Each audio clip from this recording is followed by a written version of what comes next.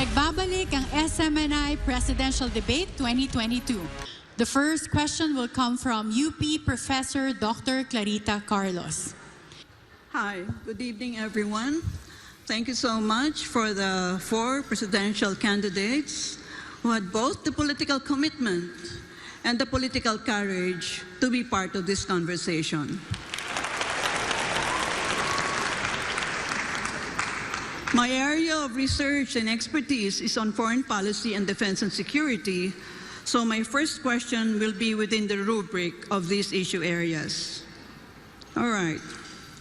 If the Quad were to become a collective security alliance, you, as our country's chief architect of our foreign policy, are you going to make the Philippines as a member of the Quad? Why and why not? Senator Marcos? Yes, I think any of these agreements we should, of course, encourage, as long as it is very clear to us what is the advantage to the Philippines. What the professor just mentioned was she spoke about the great powers trying to carve out spheres of influence. I reject that model that I believe no longer applies in the geopolitics of the modern world. The old Cold War thinking. We have to ply our own way. And so it really would depend on what is inside, or what those agreements say that the Philippines what will be doing and what those other partners of ours will be doing for the Philippines. And once again, because we shouldn't think of the old Cold War system, we should always think in terms of the fine line that the Philippines has to tread in all our foreign policy decisions. But if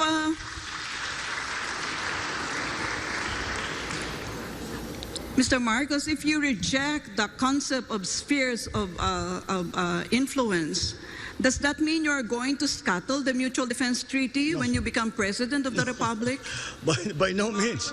Linked to the United States of America as a defense ally. No, by no means. The relationship with the United States, our special relationship with the United States, is not something that we can treat, be cavalier about. It is a very important one. And it has stood us in good stead for over 100 years. And that, I think, will never disappear from the Philippine psyche, the idea and the memory of what the United States did for us and fought with us in the last war.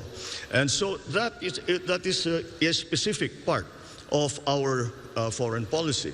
But then as we approach, we know that we are a hot spot right now. The West Philippine Sea is a hot spot in geopolitics right now.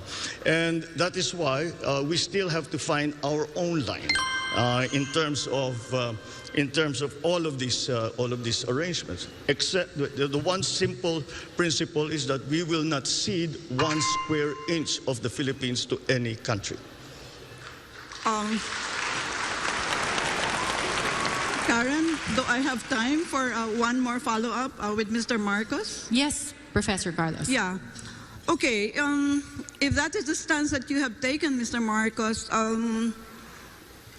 suppose you have a situation where China is trying to, take us in, embrace us within its sphere of influence.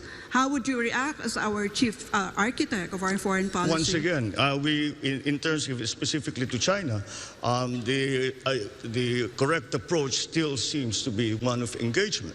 And no matter what the superpowers are trying to do, we have to work in the interest of the Philippines, and we cannot allow ourselves to be part of the foreign policy of any other country. And we have to have our own foreign policy. So again, whatever the superpowers do, we as a highly strategic having a highly strategic geographical location in the world, really have to walk that very, very fine line between these great powers who, I always say, these are great powers, we are in between. If they sneeze at the same time, we disappear from the map. And that is something that we always have to keep in mind. Thank you. Our next question will be coming from Attorney Rolex Suplico. Attorney, your question please. Madamong salamat, Karen. Mayong gabi sa tanan. Issue po ng kahit kaninong administrasyon, ang korupsyon, na tinatansyang may epekto sa mahigit kumulang 20% ng budget ng pamalaan kada taon. Ngayong magkakaroon ng bagong Pangulo, kailangan muling iakyat sa talakayan ang pagnanais na matigil ang pangungurakot, sapagkat ang isang malinis na gobyerno ay nagsisimula sa isang tapat at marangal na Pangulo.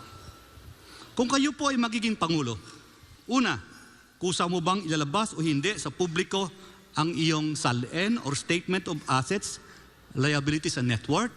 At pangalawa, kusa ka bang magsasagawa ng waiver sa mga provision ng RA 1405 na nagbabawal sa pagpaalam sa publiko ng laman ng inyong mga bank accounts? This question will be first answered by Senator Bongbong Marcos. Well, sa issue ng pagbigay o ng salin, ay ako, para sa akin, hindi problema yon. At kaya hindi lang ako nagsusulat ng salin for the last 6 years. Pero kung ako'y maging mapalad sa darating na halalan, ay natural, ay kailangan gagawa ng salin at ito ibibigay ko sa publiko paghihingiin sa akin. Ngayon, sa aking palagay, yan ang desisyon ko bilang isang individual. Sa aking palagay ay hindi na kailangan palitan ng batas at nasa sa bawat opisyal na yan kung sila ba ay handa na ilabas ang kanilang salin. At siyempre dadagdag ko kung may kaso na may court order na sasabihin ilabas ang salin, ay kailangan talagang ibigay. Pag na-mandate ng isang korte, maliwanag na talagang ibigay at ipalaman. Sa sarili ko lamang, para maging maliwanag, kapag ako ay susulat muli ng salin, ito ay gagawin kong public information. Thank you, Senator Marcos. So Karen, follow-up question. Of course. Papayag ka bang i-require ang inyong immediate family, asawa at mga anak, na ilabas na magperma ng waiver sa provisions ng RA 1405? I think we have reactions from Senator Marcos. Sa aking palagay, kung sino ang nasa batas na sinasabing kailangan sumulat ng salin, ay kung nasa sa kanya, kung sila ay maglalabas. Ngayon, ang pamilya ko naman ay siguro hindi dahil pamilya ko kailangan magsulat ng salin at kailangan ilabas. Kaya siguro yung aking sinasabi ay lahat na kung may pamilya man ako na nakaupo, na sumusulat ng salin, ay sa palagay ko handa rin sila na ilabas lahat yan.